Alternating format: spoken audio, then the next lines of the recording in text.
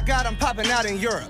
Oh, they slipping, gotta wipe the floor up. I'm the type of dude that never liked decorum. I give no fucks, I'm farting at the urinal. Mama used to call me Davy Wavy. 20 years later, Davy Wavy. I'm Russell Westbrook, the guard changing. Still push the same car, baby. All whip stilly on the map, new bitches in the back. They been fucking with the kid for a minute. Oh my, God, I'm looking like they about to go and let a motherfucker in and rip it like a ticket. I be going to bed like this. I don't even gotta go and pretend I'm this. I don't even got a trip. Still in that London apartment like, hey, my girl look like she got Parkinson's.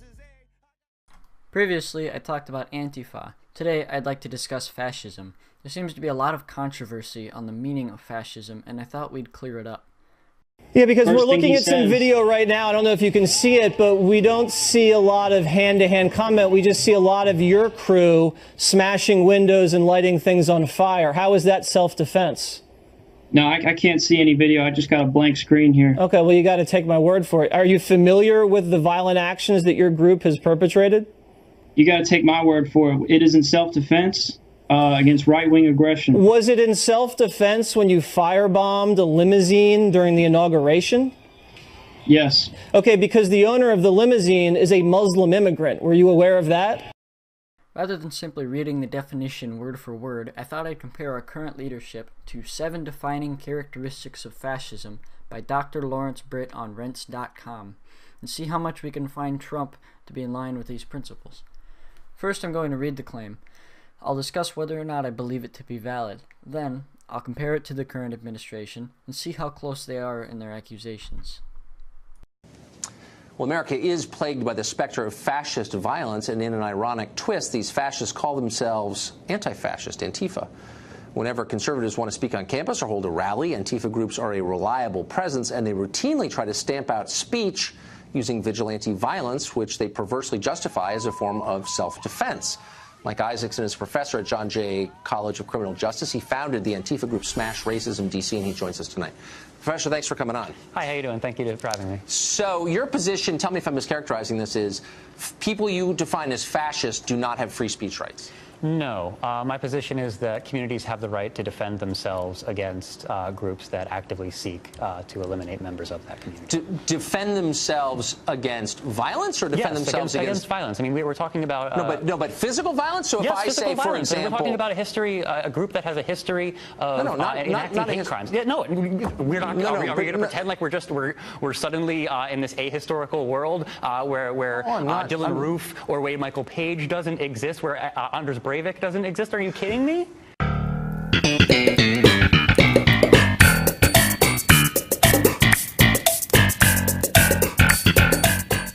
I can agree that this is indeed a common principle of fascism. National pride and undying loyalty are indeed strong components of a fascist government, such as Nazi Germany. However, this is not inherently bad. America is a nation known for its national pride. If you were to make the claim that America was a fascist state in the 1700s, you'd be psychotic. 1919 saw Mussolini begin the first fascist regime ever. I will concede that this is a very important issue for our current administration. However, when I say issue, I don't mean that it's a problem. They simply show strong, undying support for the country and its symbols, which is why Trump gets so worked up when they protest the flag and burn it and all that. I think that most people will agree that this is okay, depending on your interpretation of the symbols. Most people are okay with patriotism. If the symbol stood for something evil, the strategy would be enacted to rally people around that evil symbol, such as the swastika. However, the American flag itself is not inherently racist or xenophobic, especially in its modern interpretation.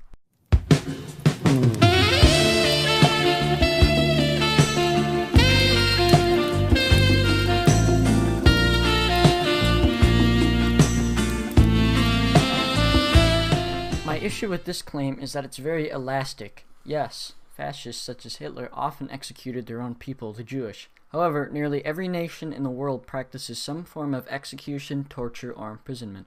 The United Nations has passed a bill absolutely prohibiting torture, a bill which we subscribe to. We do not treat prisoners cruelly as a nation. However, let's take Iran and the Middle East, for example. Hundreds, if not thousands, of people have testified to the use of torture by the government, and Iran is most definitely not a fascist state. When classifying executions, we think of Hitler, we think of the gulags, we think of Mao and Stalin. We think people being shot and killed for petty crimes or just no reason at all. In modern America, the death penalty hardly exists for any crime below murder. which has been outlawed in 18 states. I don't think that a country so divided on one issue, let alone hesitant to use it, could possibly be compared to the likes of a concentration camp made specifically for murder. Oh, they was sleeping, but now they awake. Izzy or Drizzy or Louis C.K. If he was both of them bitches with both of them businesses, shit would be crickety. I agree that this is a common principle. The most obvious example would be Hitler in relation to the Jews. However, do we really see this in America? No race is disproportionately falsely imprisoned. Those that have a higher incarceration rate are those who factually commit more crimes. Is it really a fascist principle to enforce our laws? One argument I see being made in rebuttal is that Muslims and Islam are often blamed for terrorism. This is true. However, not a single person has been imprisoned or detained for simply being a Muslim. Many of these people come into the country with bombs, chemical weapons, or don't pass a psychological test. This is simply the law taking care of itself. To say that the American people have rallied around Islam is to say that the police have rallied around the black community. Not everybody agrees that Islam is an issue, nor is every cop racist. These are blanket generalizations thrown out for rhetoric. One group has not been blamed for all of our problems either. Antifa blames Trump, Republicans, and fascists. Republicans blame the regressive left, Democrats, and neo-Marxists. There's no one ethnic minority nor majority that could possibly be held accountable for every issue we face in America. Shooting dogs with BB guns since I was 5. If you want to witness, you can come and see me live. Oh, I be trapping cats and AC units all the time. Let them freeze, baby. Give the mice a head start, please, baby. First, I'd like to say that America does not face widespread domestic problems. Compared to nearly any other country, we have it very well. The statement does apply to most people living in this country. We don't face disproportionate crime to population, widespread murder, illness, inequalities, or poverty. For the most part, everybody can make a good life for themselves with hard work. To say that we neglect domestic issues is to focus on military is to disregard the fact that we are a more developed country. We have the time, money, power, and resources to start focusing on other issues that are important. Soldiers are not propagandized. Soldiers don't roam the streets, soldiers don't have posters glorifying them, and soldiers aren't even remotely comparable to Nazis. Soldiers operate out of America and other territories. It's not glamorized either. I've met plenty of people who would never consider being a soldier who believe that it's ignoble, an overpaid profession for the people that didn't make it in life.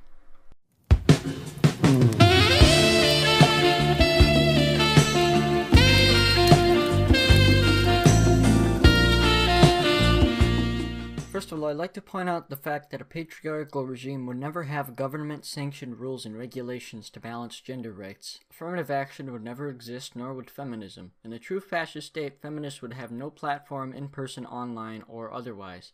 Government does not control this thought or this ideology. Yes, America believes in family values. This is yet another issue that we're highly divided on, but it's not a massive one in our government. Homosexuality is flaunted and shown as a token of uniqueness, and it could hardly be more endorsed by anybody. Even Trump himself has voiced support for this community over and over again. Abortion is, again, government funded. Despite Planned Parenthood making $200 to $300 per abortion from selling body parts, let alone customer fees, government funding is simply overkill.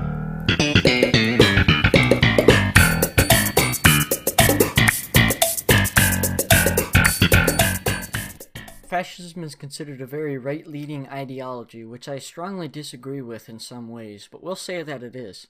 Over 70%, if not 80% by now, of media leans left and opposes Trump. Trump and the government are fascists? Then why don't they control the media? Why don't they propagandize and weaponize television? Trump has a Twitter account and we have Fox. That's it. How do we have anything to do with censoring anybody? Oh, they was sleeping, but now they awake. Izzy or Drizzy or Louis C.K. If he was both of them bitches with both of them businesses, shit would be crickety cray. Wish after wish like I'm blowing this. When they say motivational tool, I interpret this as they're saying that fear is used to make the population work harder. However, we see quite the opposite. When Trump tweets at North Korea and Kim Jong-un, he doesn't show fear. He doesn't tell us to show fear. There isn't hysteria like the Cold War. Society as we know it in the West is so well off that we don't have to worry about many things. In fact, I believe that this is the reason we see so many protests. We need something to be outraged about, so we cling on to everything that might be an issue. Thanks for watching. I hope you enjoyed. If you did, make sure you subscribe and leave a like or dislike if you want to. I don't really care. But see you next time.